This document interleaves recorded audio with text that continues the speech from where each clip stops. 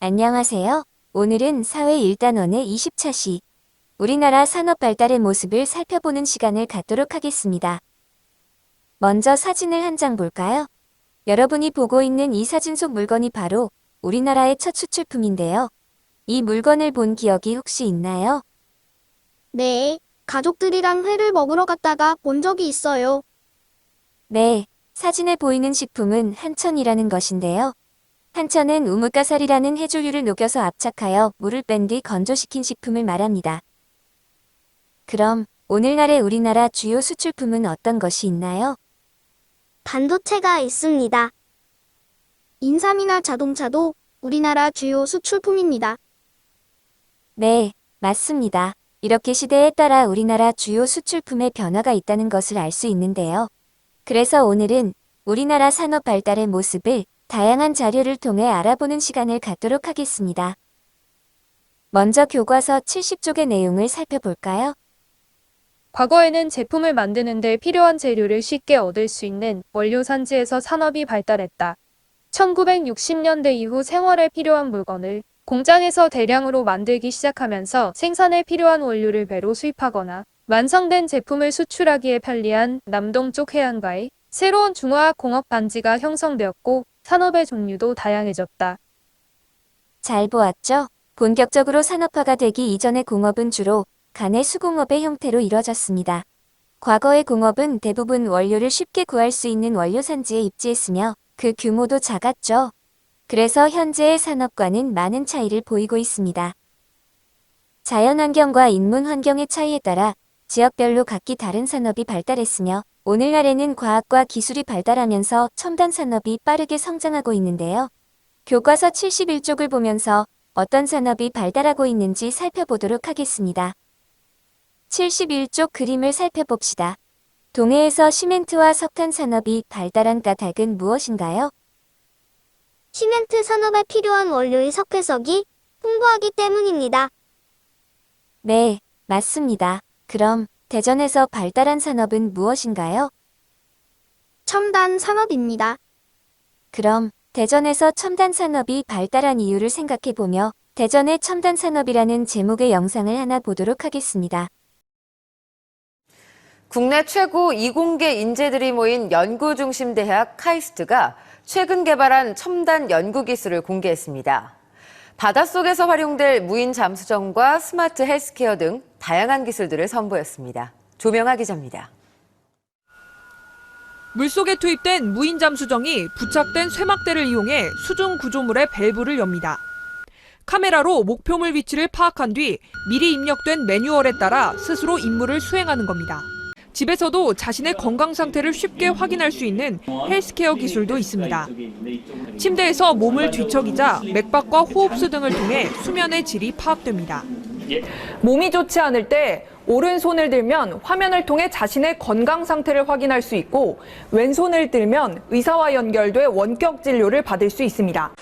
불에 타지 않는 소재로 만들어진 드론은 벽이 나타나도 부딪혀 떨어지지 않고 벽을 타고 비행을 계속합니다.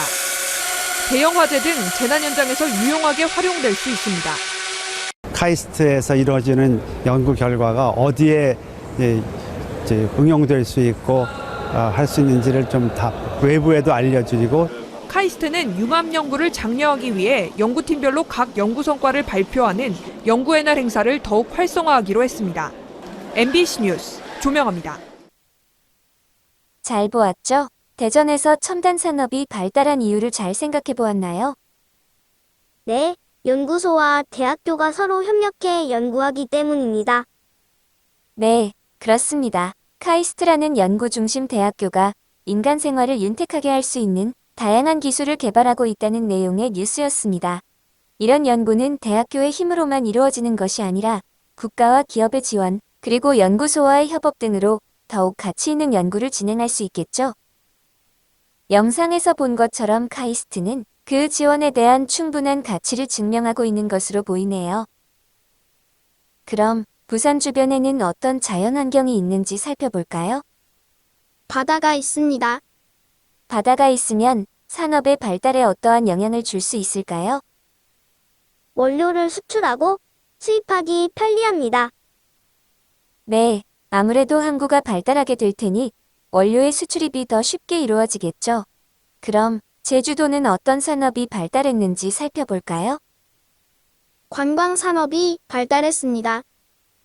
그럼 제주도의 관광 산업이 발달한 이유는 무엇일까요? 다른 지역에서 볼 수 없는 독특한 자연환경이 있기 때문입니다. 네, 맞습니다. 그럼 이렇게 오늘날의 산업이 지역별로 서로 다르게 발달한 까닭은 무엇인지 얘기해 볼 수 있나요? 지역마다 가진 자연환경이 서로 다르기 때문입니다. 특이하고 멋진 자연환경을 가지면 관광산업이 발달하고 자원이 풍부한 곳에서는 공업이 발달하는 것처럼 그 지역의 자연환경이 크게 작용하는 것 같습니다. 지역별로 교통이나 도시 분포와 같은 인문 환경이 서로 다르기 때문입니다. 네, 모두 맞는 말입니다. 이렇게 산업의 발달은 교통의 발달 또는 인문 환경의 발달, 자연 환경 등 다양한 원인에 의해 다르게 발달할 수 있다는 것을 알 수 있었습니다. 그럼 교과서 72쪽의 인천과 포항의 모습을 살펴봅시다. 어떻게 변화했나요? 과거에 염전이었던 곳이 인천 남동국가산업단지로 바뀌었습니다. 과거에 어촌이었던 곳이 포항제철소로 바뀌었습니다. 네, 그렇죠. 그럼 과거 포항의 주요 산업은 무엇이었을까요? 어업이 주로 발달했을 것 같습니다. 네, 옛날에는 어촌이었기 때문에 당연히 어업이 발달했겠죠. 그럼 산업의 변화로 국토의 모습은 어떻게 달라지고 있나요? 과거에는 주로 자연에서 얻는 산업이 발달했으나 오늘날에는 공장에서 사람들의 생활에 필요한 것들을 만들거나 생활에 편리함을 주는 산업들이 주로 발달했습니다. 일자리가 많아져 그 지역의 인구가 늘고 도시가 발달하고 있습니다. 네, 맞습니다. 그럼 오늘 배운 내용을 정리해 보도록 하겠습니다. 과거에는 주로 자연에서 얻는 산업이 발달했습니다. 오늘날에는 지역의 자연환경과 인문 환경에 따라 지역별로 발달한 산업이 서로 다릅니다. 산업의 발달로 공장이나 건물 등의 여러 시설이 늘어납니다. 산업의 발달로 일자리가 늘어나 인구가 증가하고 도시가 성장합니다. 네, 정리까지 잘 마무리하였네요. 그럼 오늘 수업은 여기서 마치겠습니다. 다음 시간에는 우리나라의 교통 발달의 모습에 대해 학습하겠습니다. 여러분, 오늘도 수고 많으셨습니다.